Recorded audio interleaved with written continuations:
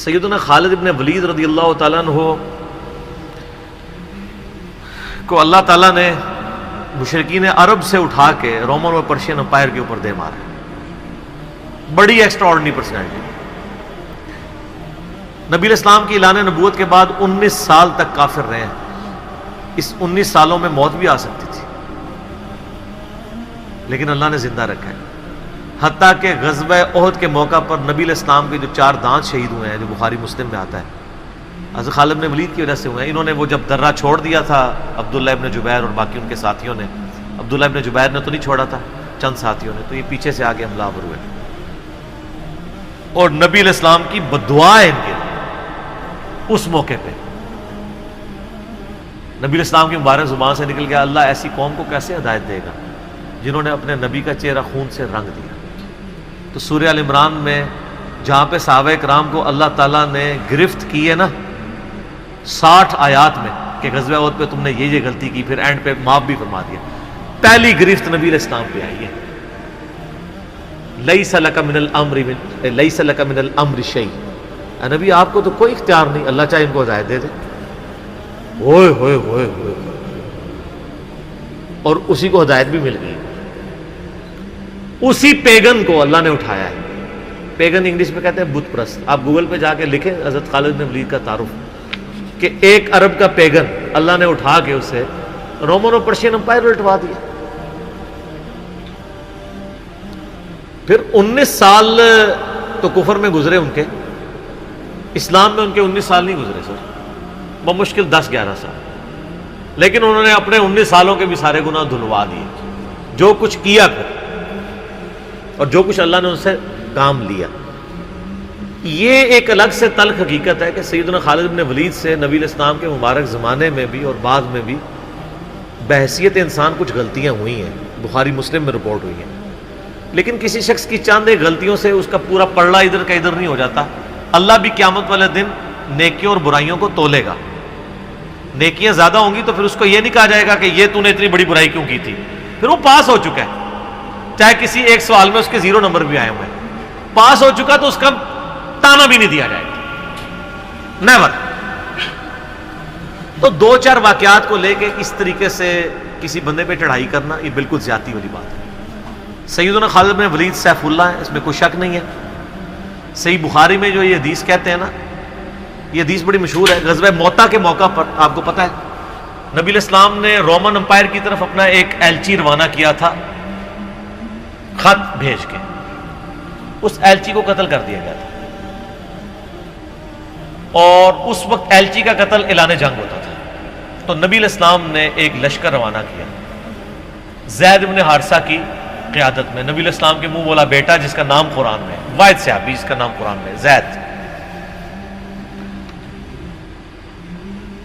لیکن ساتھ ہی آپ نے فرمایا, صحیح بخاری میں الفاظ ہیں کہ اگر زید فوت ہو جائے, مسند احمد میں ڈیٹیل موجود ہے انہی الفاظ کے ساتھ, کہ زید فوت ہو جائے تو جعفر کو اپنا امیر بنا لینا. جعفر فوت ہو جائے, شہید ہو جائے, تو پھر عبداللہ بن رواحہ کو بنا لینا. اگر وہ بھی شہید ہو جائے پھر تو اپنی مرضی سے کسی کو امیر چن لینا. یہ مسند احمد میں ہے. بخاری میں الفاظ ہیں کہ صحابہ کرام کہتے ہیں نبی علیہ السلام مدینہ شریف میں تھے اور آپ علیہ السلام کی آنکھوں سے مسلسل آنسو رواں تھے اور آپ نے کہا کہ میرے زید کو شہید کر دیا.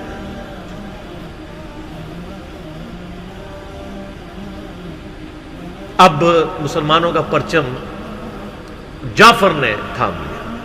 جعفر بھی حضور کے لاڈلے سے آپ کو پتہ ہے, جعفر طیار حضرت علی کے بھائی, جن کے بارے میں بخاری میں آتا ہے کہ ان کے 2 بازو کٹ گئے تھے تو آپ علیہ السلام فرمایا میں نے اسے جنت میں اڑتے ہوئے دیکھا, اللہ نے اس کو 2 پر دے دیے.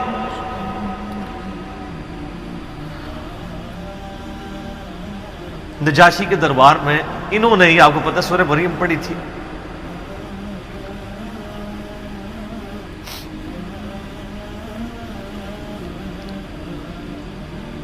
پھر آپ نے فرمایا کہ جعفر کو شہید کر دیا گیا. اب عبداللہ ابن رواحہ نے پرچم تھام لیا. پھر آپ نے فرمایا اسے بھی شہید کر دیا گیا. پھر آپ نے فرمایا اب اللہ کی تلواروں میں سے ایک تلوار کو مسلمانوں نے اپنا امیر چن لیا اور میں اللہ سے امید کرتا ہوں اللہ تعالیٰ اس کے ہاتھ پہ فتح دے گا, اور فتح ہو بھی گئی. یہ بخاری کی جو حدیث ہے نا, اس کے اوپر امام بخاری نے باب باندھا ہے مناقب خالد ابن ولید، حالانکہ اس میں خالد ابن ولید کا نام نہیں تھا، لیکن اس حدیث کے اوپر باب کیا باندھا؟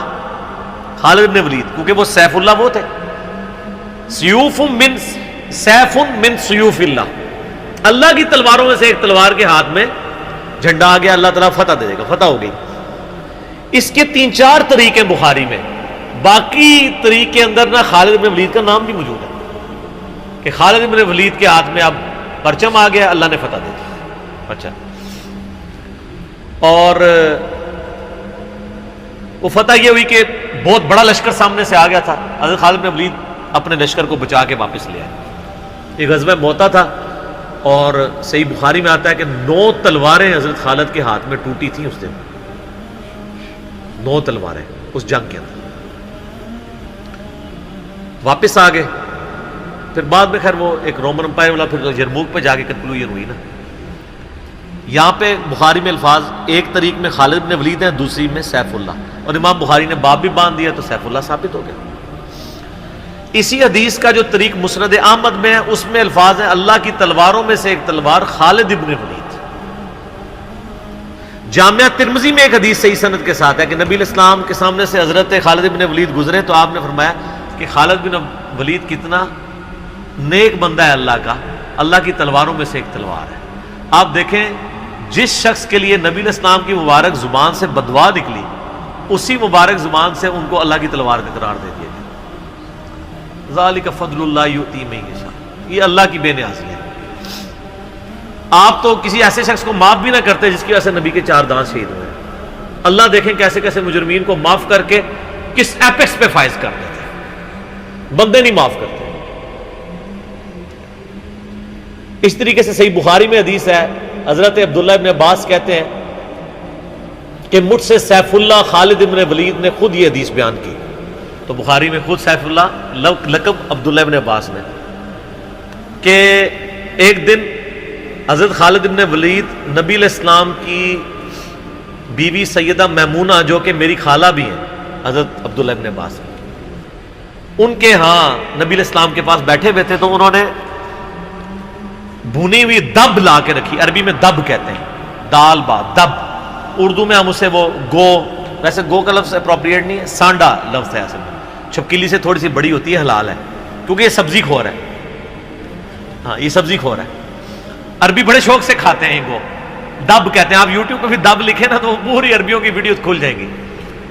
دب لا کے رکھی گئی بھنی ہوئی، تو حضرت خالد بن ولید کہتے ہیں میں بڑے شوق سے کھانا شروع کیا اور حضور مجھے بڑے دیکھ رہے تھے ایسے، وہ یعنی اتنے ذوق و شوق سے کھا رہے تھے، تو میں نے کہا یا رسول اللہ آپ بھی، تو آپ فرمایا کہ میرے علاقے کی غذا نہیں ہے، میں نہیں کھاتا، یعنی حرام۔ ان کا یا رسول اللہ کیا حرام ہے؟ آپ فرمایا حرام نہیں ہے، مجھے پسند نہیں۔